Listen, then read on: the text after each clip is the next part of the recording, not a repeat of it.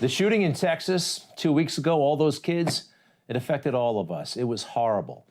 But if you're a Hollywood movie star, if your name is Matthew McConaughey, and maybe you want to be governor of Texas someday as a Democrat, you get to go to the White House and let it all hang out and get to pound the podium, literally demanding action. I didn't like what I saw today. I didn't like how the mainstream media stopped everything it was doing to listen to this mediocre actor. And they did, and the mainstream media, they gave him a great big pass, although one of our own called him out. But first, what do you think? Mayday wore green high-top Converse with a heart she had hand-drawn on the right toe because they represented her love of nature. Camilla's got these shoes. Can you show these shoes, please? Wore these every day. Green Converse with a heart on the right toe. These are the same green Converse on her feet that turned out to be the only clear evidence that could identify her after the shooting. How about that? Pounding the podium. We know what happened there. We've been talking about it. We've been grieving. But who is this guy to pound his fist on the White House podium? That's ours. He's a civilian. He went on and on and on like this. And by the way, yeah, MSNBC, Fox, CNN, they all carried it at the same time. Mesmerized because a Hollywood actor had something to say about the shooting. Oh, by the way, there was a lot of grandstanding there. And when we walked out of the room, one of our reporters at Newsmax, James Rosen, said, "Hey, was that grandstanding we just saw?" By the way, he's getting killed on social media for asking a legitimate and fair question, especially a guy who just quit a race for governor. He was almost in running as a Democrat. He's got political ambitions and he's pounding the White House podium. Good for James Rosen. Hey, what is it, by the way, with all these celebrities showing up and making a point? There was McConaughey. Last week we had BTS, the boy band from Korea. Remember those guys?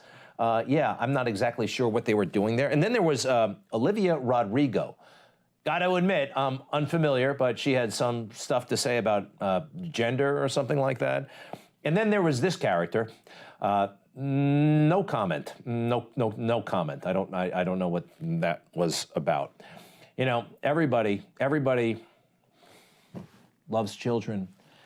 How do we protect them? There's a debate to be had. There is. Sorry, may not just be one answer. But you know the easy answer that so many Democrats are pushing? Just do anything. Just do something. It doesn't matter if it's effective or not. Just do something so you can say you did something. We have to try to do something. We have to move the needle when it comes to the gun conversation. We've got to do something to restrict them, and we've got to find the common ground. Until we decide to do something about gun violence, unfortunately, these things are going to continue to occur over and over. I am frankly sick and tired of the death and destruction we continue to see. We need to do something. They had one message for all of us. Do something. Just do something. For God's sake, do something. And that's where Joe takes over. He'll do something. Doesn't matter. He'll smile for the picture, sign something. It doesn't matter as long as they can say they did something. Now, here's where it gets specific, though. These migrants who are coming to our border, once again, a huge caravan, you can do something. You can stop them.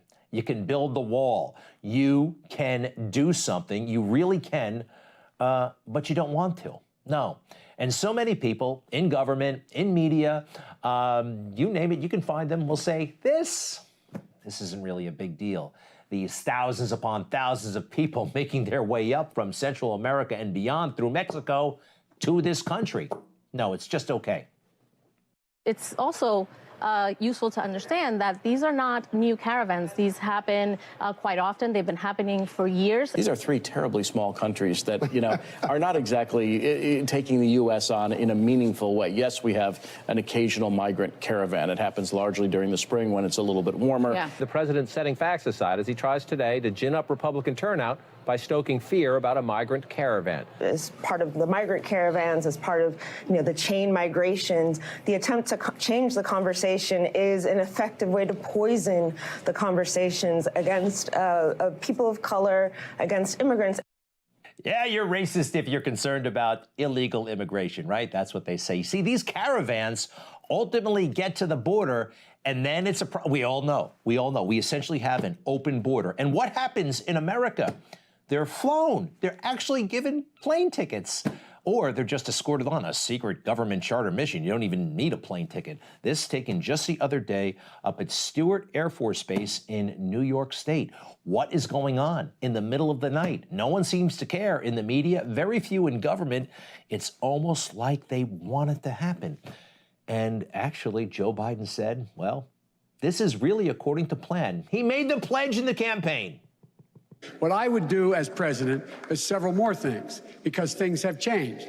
I would, in fact, make sure that we immediately surge to the border. All those people are seeking asylum. They deserve to be heard. That's who we are. We're a nation that says if you want to flee and you're fleeing oppression, you should come.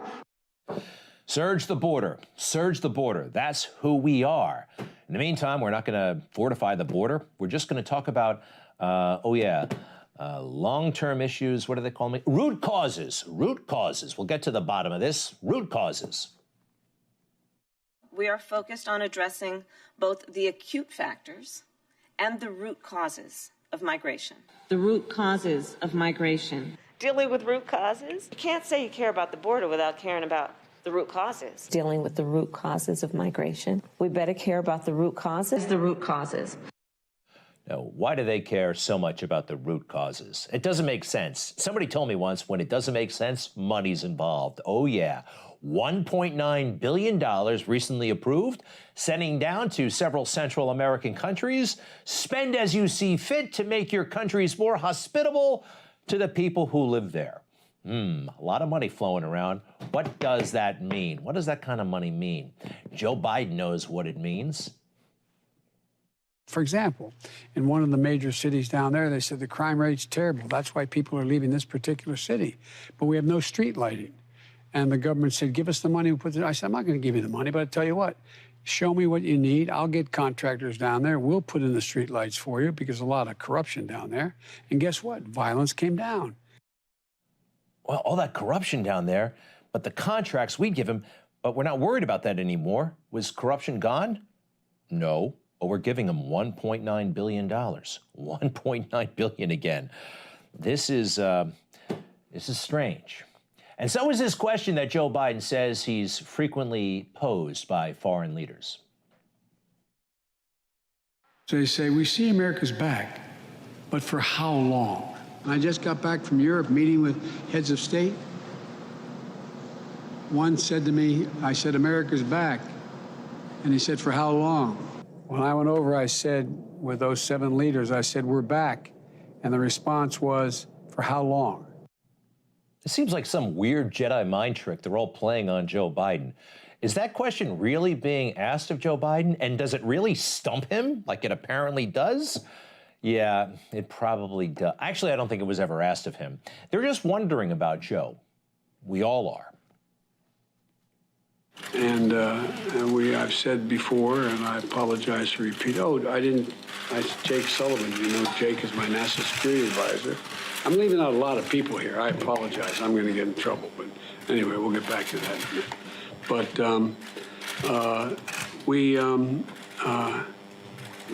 you know, there's a lot that is happening. Stirring words, right? Let's see the transcript, please. I didn't hear anybody ask Joe Biden, is America's back? But I did hear, and I've said before, and I apologize for, I didn't, Jake Sullivan. Well, you heard it. It was awful. You know, when you get to that stage in life and you don't got it and Joe doesn't have it, maybe you don't run for president, right? Maybe if you got a drug addict son who is involved in weird business deals all over the world and can't stop taking pictures of himself with prostitutes, just as you're running for president, maybe you don't run. Also, maybe if you have an illegitimate grandchild, you don't run for president. Now, Joe, like all grandparents, I'm sure, loves his grandchildren, and that's beautiful.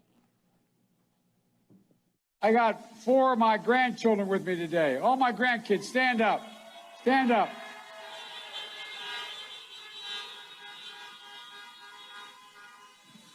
They're my good luck charms.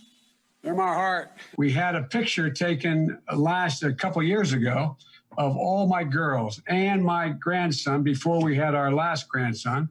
And this is a picture of all my girls, including my wife, Jill, and my daughter, my 3 granddaughters, or actually 4 granddaughters, and my grandson. I can hug my grandkids now. They come over to the house. I can see them. I'm able to be with them. Nothing wrong with that at all. But how many grandchildren does Joe have? How many, Mr. President? How many of you have been unable to hug your grandkids in the last 7 months? I got 6 of them. 6. No, you don't. You've got 7 of them. 1 tragically goes unacknowledged by Hunter and by you. DNA tests show Hunter Biden fathered a child with an Arkansas woman. This has been established in court. And now that woman is going through a great deal of strife. Her ex-fiance is giving her a hard time, might be threatening her. It's being looked into, but Joe Biden refuses to provide security for Hunter's mini-me love child. Her name is Navy. Let's go to the story here. Joe Biden is refusing to provide protection for his son Hunter's love child, despite the little girl and her mom becoming entangled in a terrifying harassment case. London Roberts claims her cage fighter ex-fiance bombarded her with threats and made frightening comments about 3-year-old Navy Joan. No protection? I guess not, when you're not even getting an acknowledgement. But Joe told us he was Mr. Integrity. His word is his bond, especially when he brings his own name into it. Remember when he did this? I give you my word as a Biden. I honest to God believe. I give you my word as a Biden. I honest to God believe. Now I truly believe. I give you my word as a Biden. I truly believe we're about to see our brightest future. I give you my word as a Biden. This is God's truth. My word is a Biden. And I mean this, my word is a Biden.